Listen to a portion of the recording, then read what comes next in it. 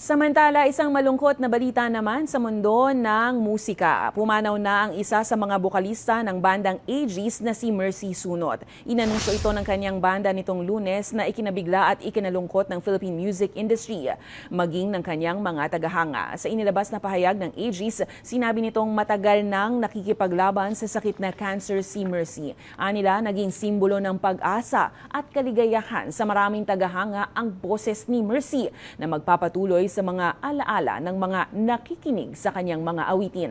Nasa California si Mercy noong mga huling linggo ng kanyang buhay para magpagamot sa stage 4 breast cancer at lung cancer. Sa kanyang huling TikTok video, ibinahagi niyang sumailalim siya sa operasyon sa baga.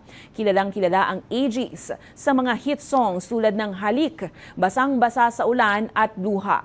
Ang boses ni Mercy kasama ng kanyang mga kapatid na sina Juliet at Chris Sunot ay nagbigay daan sa tagumpay ng banda sa industriya. Ang pakikiramay po mula dito sa Balitang A to Z.